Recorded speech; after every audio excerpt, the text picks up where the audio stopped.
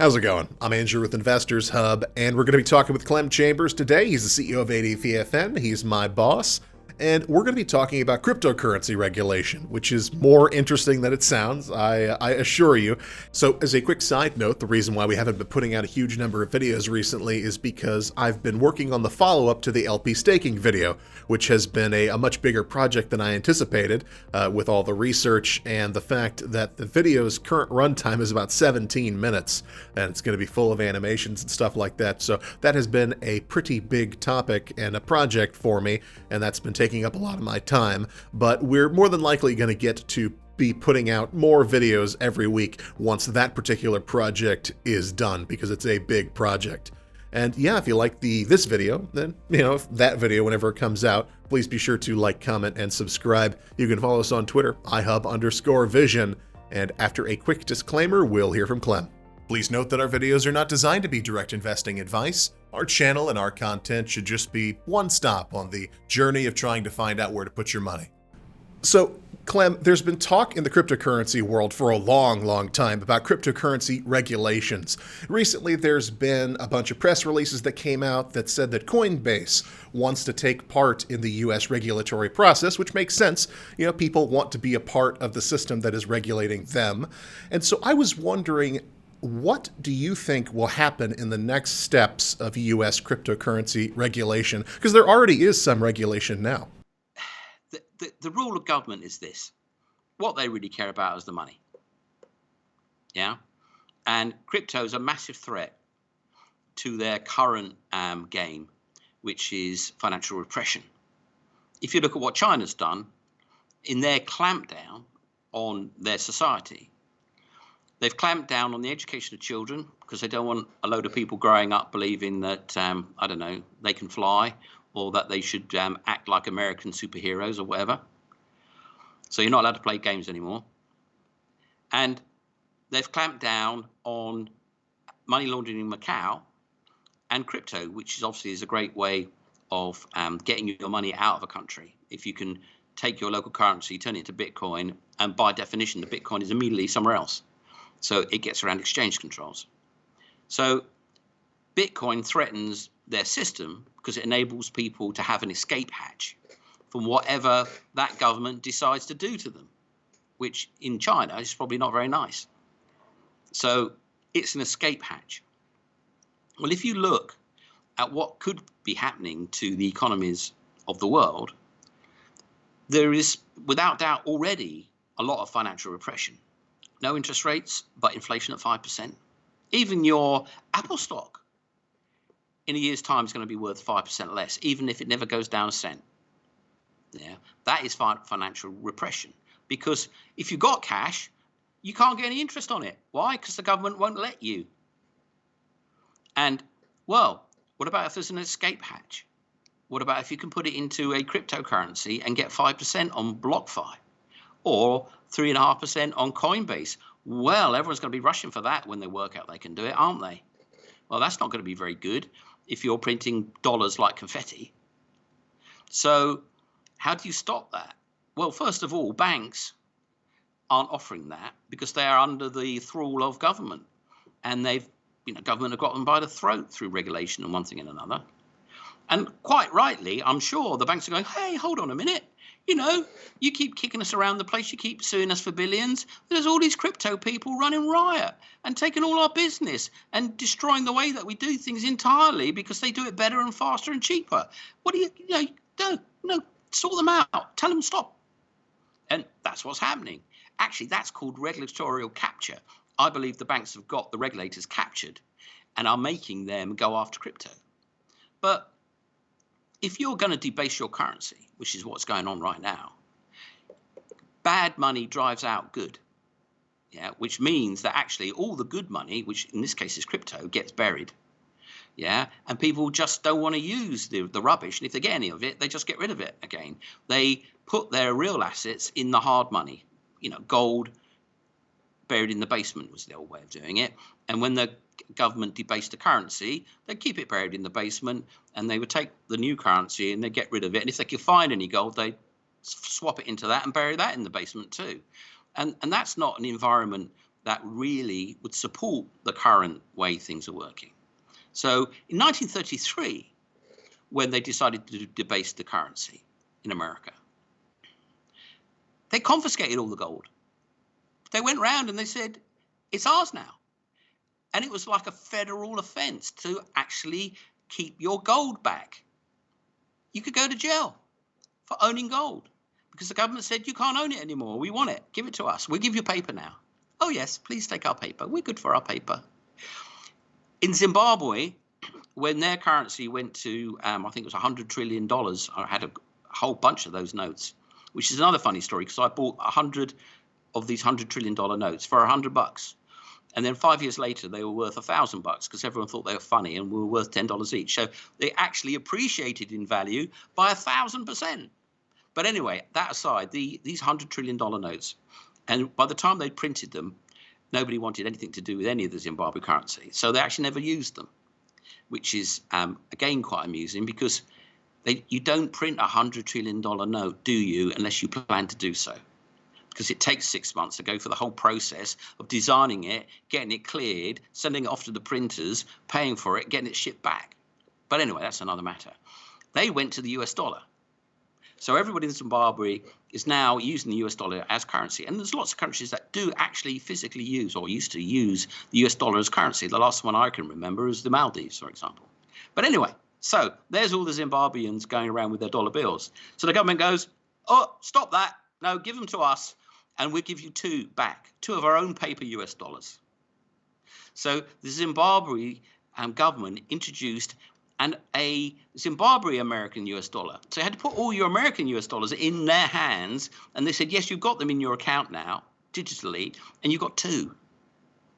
But no, we won't give you a US dollar for that. We'll give you a Zimbabwe US dollar for that, which is why Bitcoin a few years ago was worth twice as much in dollars in Zimbabwe as it was everywhere else, because the US dollar was not a US dollar at all. It was a promise to pay you back your US dollar one day, which of course will never happen. And, you know, while countries like Zimbabwe are not necessarily good analogues for countries like the US, the process is the same. And crypto is an escape hatch. You can't have one of them, can you? Otherwise, everyone would be going through it.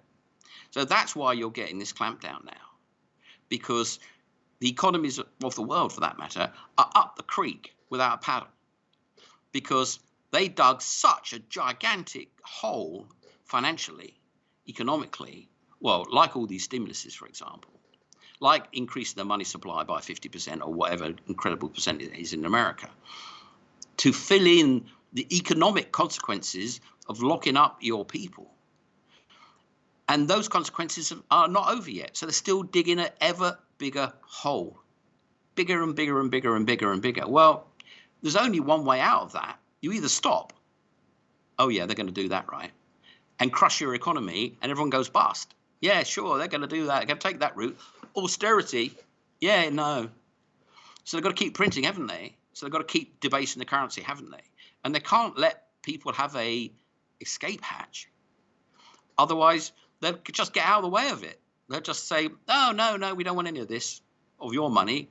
It's all our money's in crypto. We're just going to sit here and not play your game or not be victimized by your inflation. Like countries all around the world have victimized their people with inflation ever since the beginning of history, ever since the Roman Empire. So it's nothing new, but it does get you economically from A to B or A to Z or whatever you want to put it. I mean, the Weimar inflation in the 1920s was a way of trying to escape from the reparations that had been put upon Germany. They were just going to inflate them away and just say, well, we'll pay you in our noddy money now. That's what we owe you. We don't care you say it's in gold. We're not going to pay you in gold. But, you know, that didn't work out so well for them. And if you go to France, just after the Second World War, at the beginning of 1900, a 20 franc coin was solid gold and the size of I think about a nickel. It was 5 of them to the ounce. By 1947, 20 francs was a funny little coppery coiny thing that could barely buy you a sandwich. because they'd inflated the currency after the First World War and then again after the Second World War. They had to rebase the whole currency. They had to say, yeah, you know, your 100 francs now, it's a 1 franc now. Yeah, so they debased their currency by at least 99% over that period of those two wars. And that's what countries do after wars to repay their debts. They just debase the currency, so the debt becomes valueless. And they're going to have to do that again now, aren't they? So you can't have other people's money in the loop. You can't have a currency to run to. I mean, you know, that's going to spoil the whole plan, isn't it? So the only way to stop that is to get the regulators in there and say, no, you're not allowed to do that. No, you're not allowed to do it. 5% on a crypto account in a USD stablecoin. No, you're not allowed. You're not allowed to do that. Banks that we regulate can't do that because we make sure they can't afford to. And you're not going to do it even though you can afford to because we say no. And what are you going to do? Go to jail? Don't think so. And that's what's going to happen in crypto. And that is happening right now. And it's only going to get more. So how will inflationary pressures affect stablecoins, considering they're pegged to the US dollar? I mean, I guess all cryptocurrencies are kind of pegged to the US dollar, but stablecoins are literally. They will go down. Yeah, they will lose their value, for sure, alongside the thing that they're stabilized to. Absolutely. The Bank of England back in the day, a few years ago, said, yeah, we could introduce a cryptocurrency, but then everybody will pull their money out of the bank and put it into our Bank of England British pound crypto wallet, and the banks would have no money, and they'd all go bust.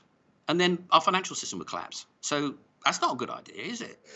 Because the whole banking system relies on you to put $1 in, and then they get to borrow 9 on the back of that. Fractional reserve banking. That's how it works. So if everybody pulls money out to put it into a crypto wallet, they lose 9 times as much.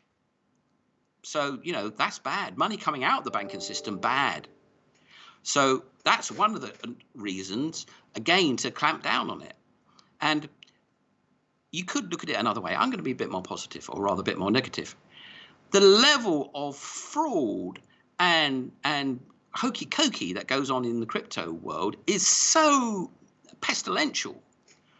It really is an absolute bucket of vipers that all those criminals who are making like bandits, well, are bandits as well, they deserve to have someone land on them, to be frank. Now, the trouble is they won't get landed on. It will be all the companies that are sat there trying to do proper business that will get landed on. So the proper businesses trying to do great business are probably the people that are going to suffer the most from this clampdown. I mean, if the regulators said, yeah, we're going to get a whole new building of FBI people, whole new building of people who are financial fraud catchers, then yes, that would be brilliant. In the same way as if you were hearing about all those people that try to hack your computer all day long with emails and all that, you know, I'm a Nigerian prince, all those fraudsters who are not only, well, mainly working in banking, right, trying to steal your credit card and all that stuff. If somebody came out and said, we're going to start a special police department and we're going to hire 50,000 people to arrest all those scammers, you'd go, hallelujah, that's brilliant. But no, they're going to stop Coinbase giving you 3% on your money. That's where their priorities are. If you're getting scammed, oh, sorry about that. Oh, you need to be more careful. You need to shred your dustbin contents. Yeah, but, oh, no, we're scared now that you might be getting around the fact that we're going to debase the whole currency of the country. Oh, no, stop that. So you brought up the fact that not having enough money in the banking system is a bad thing, but with all of the reverse repos that have been going on here in the United States, that suggests that right now there's too much money in the banking system and nowhere to put it. They don't want to have that much cash on their balance sheet. They want to exchange that for equities or bonds. And sure. So that suggests to me that we've got a serious dry powder scenario here where once the reverse repoing stops, then assuming that it happens at the proper time, then the banks are going to have all this cash to lend out and inflation is going to just boom, absolutely explode. You realize that, well, inflation is going to go boom, but the purchasing power of all that money in the last 12 months has gone down by 5%. Yeah, and looks like it's going to be another 5%. That's how they count it. Yeah, so maybe it's more like 8 or 9 or 10%.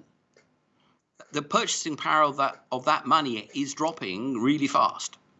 Yeah, and so a trillion of repo in I think it's 17 trillion of cash out there of actual banknotes. Well, that's actually 5% roughly, isn't it? Right there. Yeah. So the actual purchasing power of even just the dollar bills out there has dropped by that amount alone. I mean, the scale of this stuff is quite interesting. I mean, I was calculating that you could get, if you piled up all the $100 bills in one pile, it would actually reach the space station. Yeah. $100 bills now. We're not talking about $1 bills. And I was trying to wake out the maths so I could get $1 bills to the moon, but unfortunately the moon's a bit too far. I think you get about a quarter of the way to the moon with a pile of cash dollar $1 bills. So, and that's an interesting thing about, you're talking about scale. Everyone's going, oh, the energy used by crypto is this, that, and the other. How much energy is used by, because you have to replace those banknotes about every year or something like that, 14 months. You have to reprint $17 trillion worth of banknotes, or however many trillion, however, it's trillions, it's tons, it's just vast quantities of paper. How many trees do you have to chop down for that? How many carbon-loving trees do you have to chop down for all the US banknotes that are printed every year? How many mountains do you have to knock down to make all those dimes and all those quarters? I mean, they're lost at an incredible rate. I know, because I go metal detecting on beaches in America, and I pull up a sack full of blooming coins that are going into the sea. How many mountains are that been? Oh no, crypto, oh no. It's using up all the hydrothermic in Iceland. Hey, thanks for watching. And the absolute best thing you could do for us, if you hadn't already, is to like, comment, and subscribe. It is the thing that the YouTube algorithm loves the absolute most. And so if you could do that for us, it is the best way to help us grow. So yeah, please do that, and stay tuned, and there'll be more videos in the future, so I'll see you again soon.